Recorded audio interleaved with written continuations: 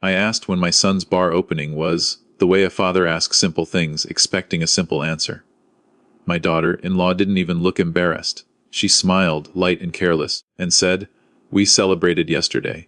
Then, as if correcting herself about the weather, she added, "Well, 3 months later. Time flies." Time didn't fly for me. It dropped. I stood there holding a cheap paper bag with a bottle of sparkling juice inside, something I'd picked, because I didn't know what kind of champagne they liked. My hands shook, not from age, but from the quiet certainty that this hadn't been a mistake. This had been a decision.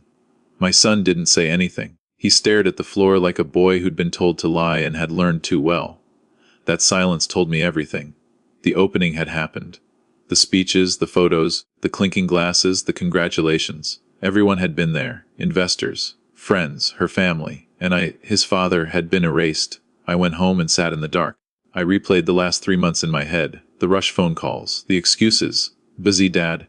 Paperwork dad. Next week, I promise. All of it had been preparation. Not for a bar opening, but for leaving me out of it. That night I made a promise to myself. I wouldn't beg, I wouldn't shout. I wouldn't humiliate myself asking why. If they wanted me invisible, I would become something else entirely. Years earlier, after my wife died, I sold my small workshop and quietly invested the savings. I didn't tell anyone how much it grew. Not my son, not my relatives. I learned that grief makes people underestimate you. They assume you're fragile, stuck in the past, easy to sideline. The bar my son opened was flashy, loud, expensive. It wasn't funded by talent alone. It ran on loans, favors, and one critical piece of paper most people never read twice: a supplier agreement for alcohol distribution that I happened to own through a holding company. My name wasn't on the sign. It was buried deep in the ink. I waited. 3 months after that cruel sentence was celebrated yesterday. The calls started. First it was my son. His voice cracked. He said the supplier had pulled out. Deliveries delayed. Prices raised. He said it must be a misunderstanding. I told him I'd look into it. Then my daughter-in-law called. Her tone was different now. Softer. Sweeter. She said family should help family. She said mistakes happen. She said maybe we could move past what was said. I asked her when the bar opening was. There was silence. I let it stretch. Then I said, "Funny how time flies." I didn't destroy them. That would have been easy. I did something far worse. I let the bar survive barely. Just enough delays. Just enough cost increases. Just enough missed weekends and empty tables to turn excitement into exhaustion. Success tastes bitter when it's constantly just out of reach. Weeks passed, then months. One evening there was a knock on my door. Both of them stood there. My son looked thinner, older. My daughter-in-law's confidence had cracked like cheap glass. They didn't bring gifts. They brought apologies. They said they were wrong. They said they'd been selfish. They said the opening was complicated, and they didn't think I'd care. I asked them a single question. If I hadn't been useful, I said, would you be here? They didn't answer. They couldn't. I told my son I loved him. That part was true. Then I told them both that love doesn't mean access, and forgiveness doesn't mean control. I explained calmly that the company causing their trouble belonged to me, and that I'd sell my stake, not back to them, to their biggest competitor.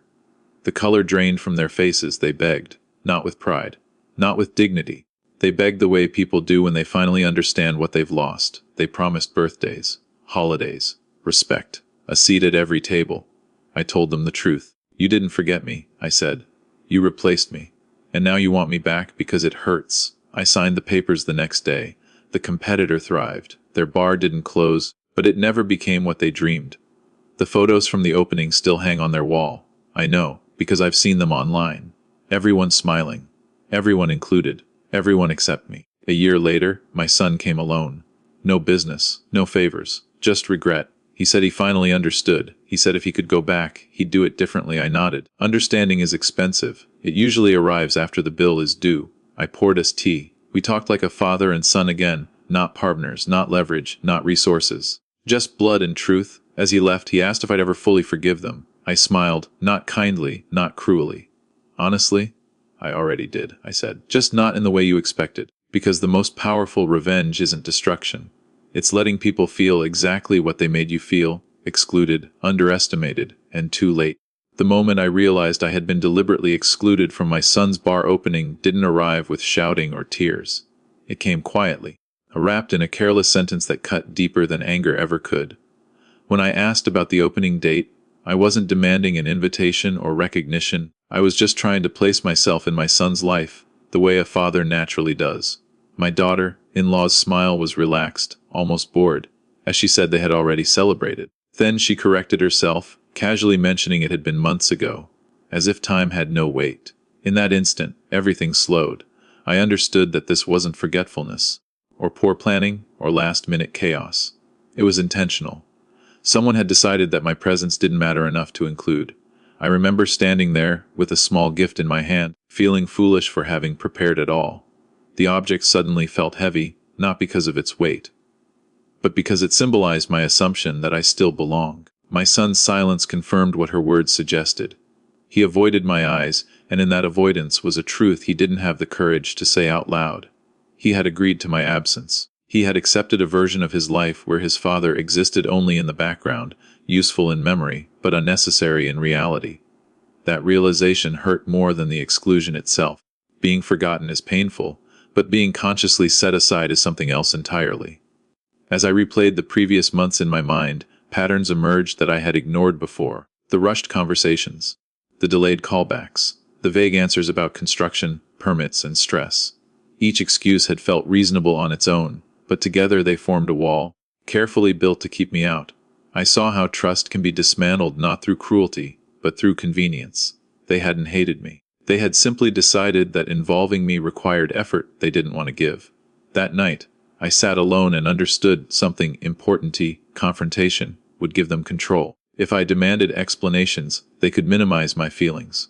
If I expressed hurt, they could dismiss it as sensitivity. If I begged for inclusion, I would confirm the very irrelevance they had assigned me.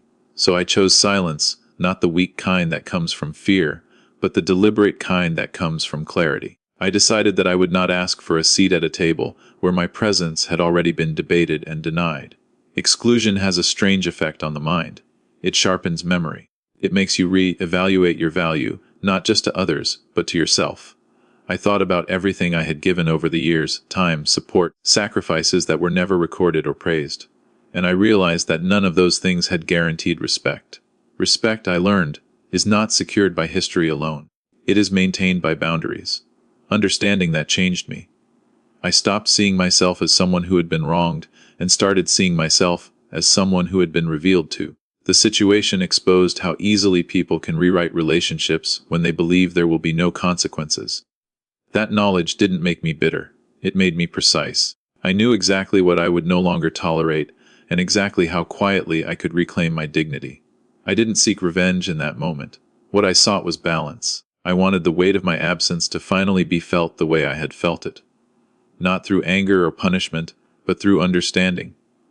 When people exclude you without guilt, they do so because they believe you will always remain available, always forgiving, always waiting.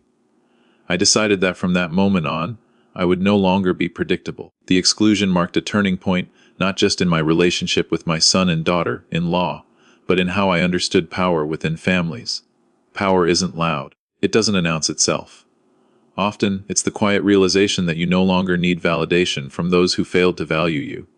Being left out hurt, but it also freed me. It showed me that my worth did not depend on invitations, acknowledgments, or delayed apologies.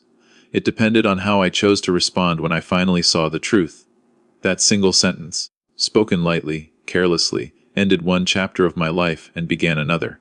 A chapter where I stopped waiting to be included and started deciding where I truly belong. After the realization settled in that I had been deliberately excluded, something unexpected happened inside me.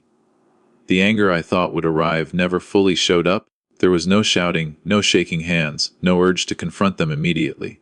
Instead, there was a calm so deep it almost frightened me. It felt like standing at the edge of a clear lake after a storm, seeing everything beneath the surface for the first time. I understood that reacting emotionally would give them exactly what they didn't deserve: my energy, my dignity, and my position as someone who could be managed through guilt or explanations. Silence became my shield.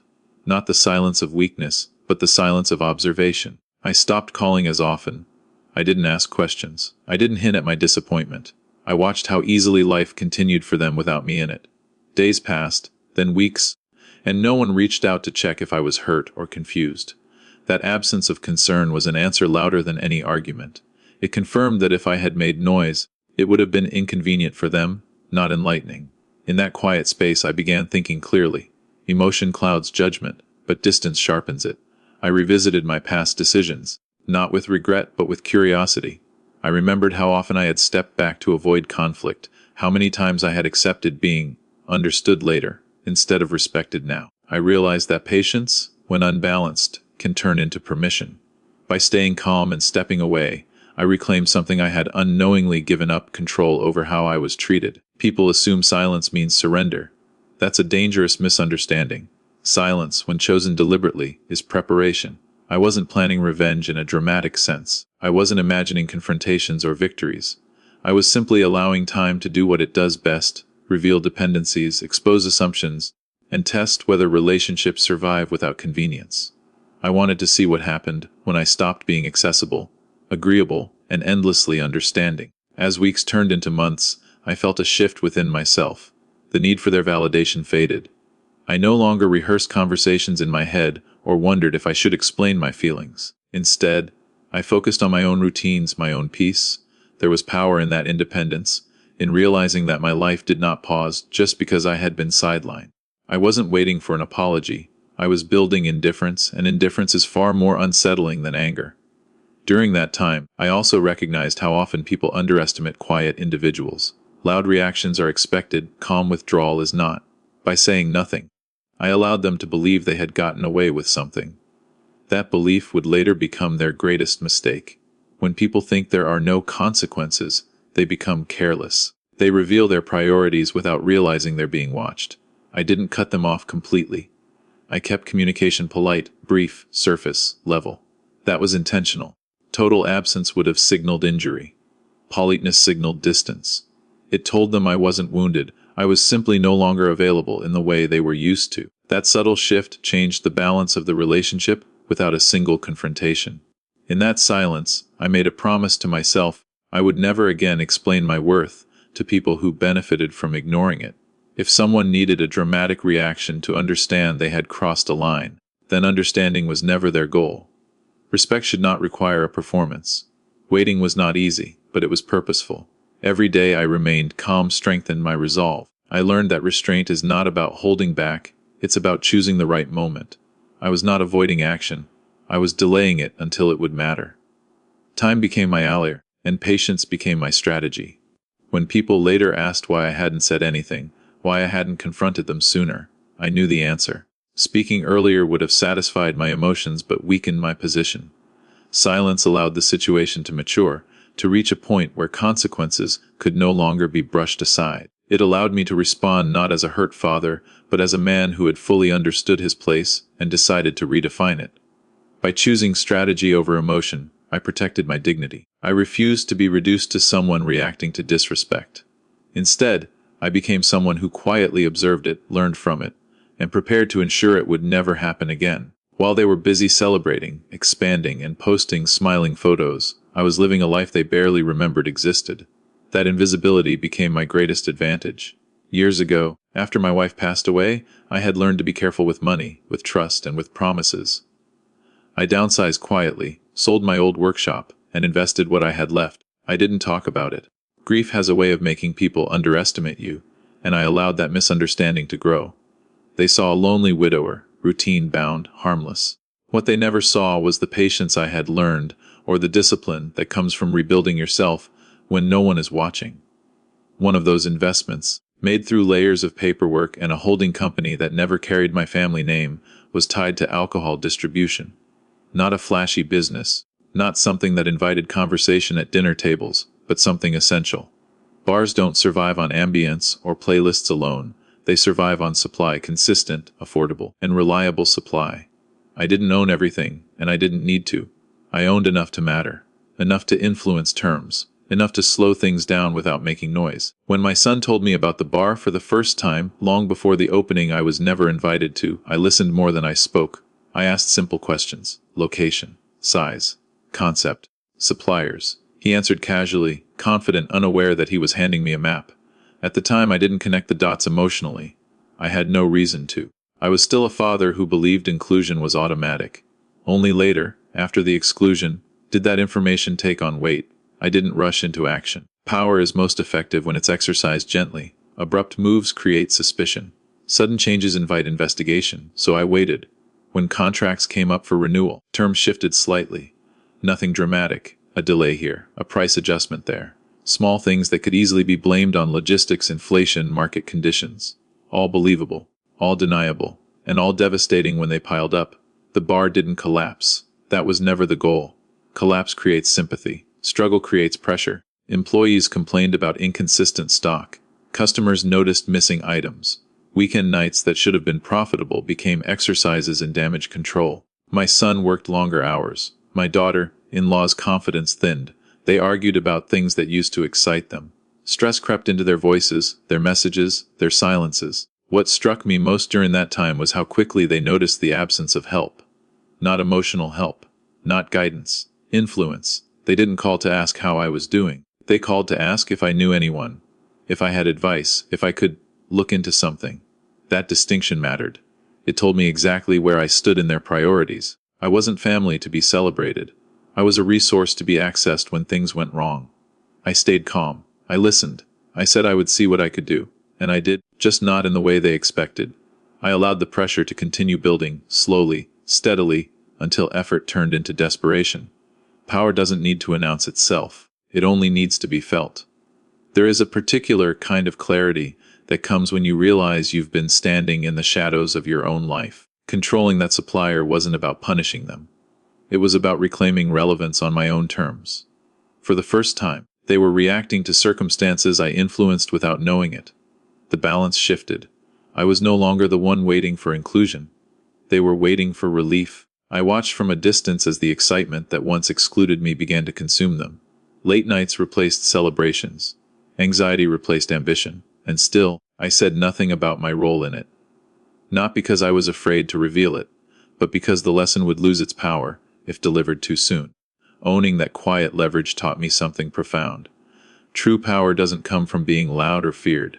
It comes from being underestimated and prepared. They had mistaken my silence for irrelevance, my age for weakness, my grief for emptiness.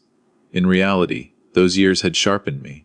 They had taught me how to move without being seen, how to wait without decaying, how to act without exposing myself. When they finally began to sense that forces beyond their control were at work, they looked everywhere for answers, except backward. They never imagined the man they had excluded was still part of the foundation beneath their feet. And that, more than any confrontation, was the consequence of their choice. I didn't need to remind them of the opening I missed. I didn't need to replay the hurt. The quiet control I held spoke for me. It reminded them that relationships ignored don't disappear, they change shape. And sometimes, they return with weight you never expected. Once the pressure began, I made sure it never arrived like a storm. Storms are dramatic, obvious, and short-lived.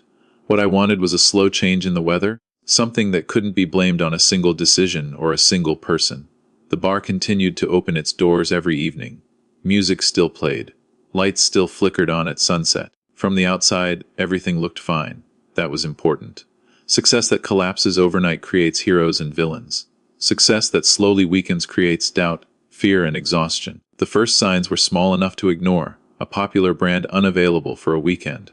A delivery that arrived late on a busy Friday. Staff members improvising, apologizing to customers with forced smiles. My son shrugged these things off at first. New businesses always struggle, he said. Everyone told him that, and they were right, which made it easier for him to accept what was happening without questioning it too deeply. But small problems have a way of multiplying when they're consistent. One delay becomes 3. One substitute becomes a permanent downgrade.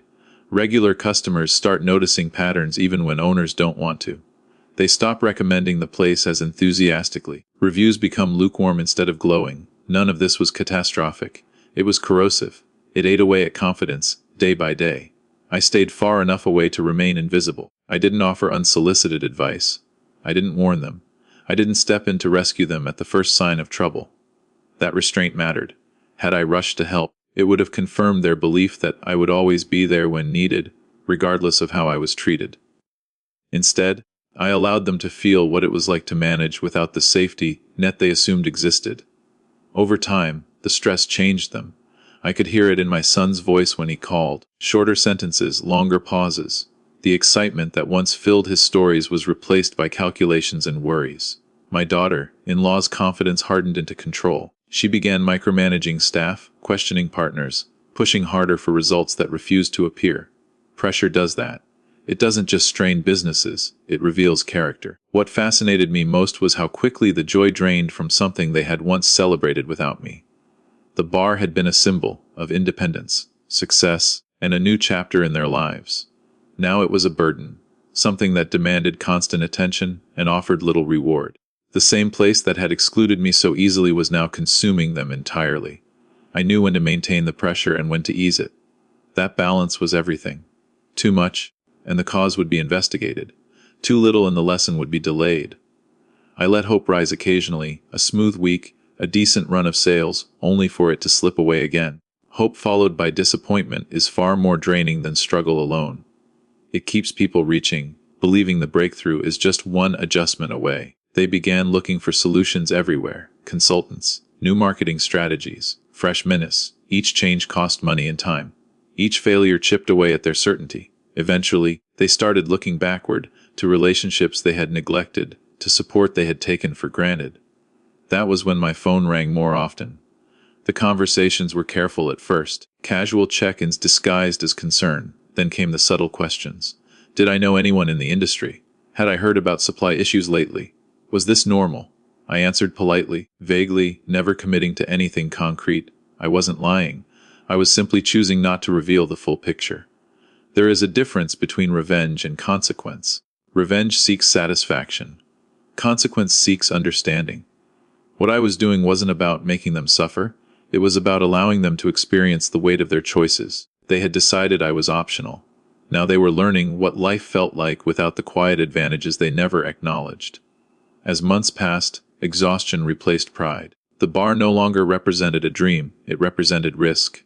Late nights turned into early mornings filled with worry. Conversations that once revolved around expansion now revolved around survival. And still, I said nothing about the opening. I never mentioned the day I stood there with a gift in my hand, realizing I didn't belong. The beauty of slow pressure is that it doesn't require reminders. It teaches continuously. Every missed opportunity reinforced the same lesson. Exclusion has a cost. Not immediate, not dramatic, but real. By the time they were ready to talk honestly, they had already changed. They listened more. They assumed less. They spoke with caution instead of certainty. The balance between us had shifted completely, and I hadn't raised my voice once. I understood then that control isn't about domination. It's about patience, timing, and knowing when not to act. I hadn't taken anything from them. I had simply stopped protecting them from the natural results of their decisions. And that was enough to turn celebration into regret, confidence into humility, and certainty into reflection. The pressure continued just long enough to do its work. Not to break them, but to make sure they would never again confuse silence with weakness, or absence with insignificance. When they finally came back, it wasn't with the confidence they once wore so easily. It arrived slowly, awkwardly, carried on tired faces and careful words. I noticed the change before they even spoke. My son stood differently, shoulders slightly bent, like someone who had been carrying weight for too long. My daughter-in-law's eyes no longer scanned the room with quiet authority. They searched, measured, hesitated. Power has a way of teaching humility when it's withdrawn long enough. At first, the apologies were indirect. They spoke about stress, about how hard things had been, about how business had a way of humbling you. They circled the truth, hoping I would meet them halfway without forcing them to step fully into accountability. I let them talk. Silence, once again, did the work for me. When people are nervous, they reveal more than they intend to. Eventually, the words came.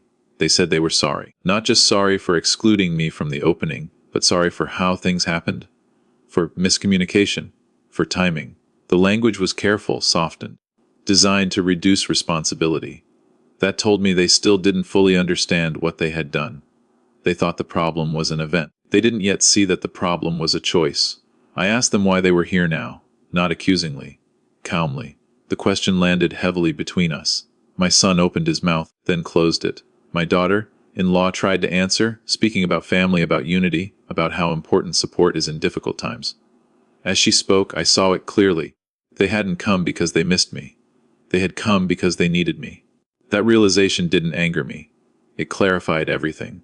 They spoke about rebuilding trust, about moving forward, about leaving the past behind. They promised things: holidays together, regular calls, transparency. Promises are easy to make when you're afraid. What mattered to me wasn't what they were offering, but what had finally forced them to offer it. I asked a simple question, one I had been holding on to for months. If the bar was thriving, I said, would you be standing here right now? The room went quiet. There was no argument to be made, no excuse that fit. Their silence answered for them. That was the moment they understood that this wasn't about forgiveness alone. It was about dignity. About the difference between being valued and being useful.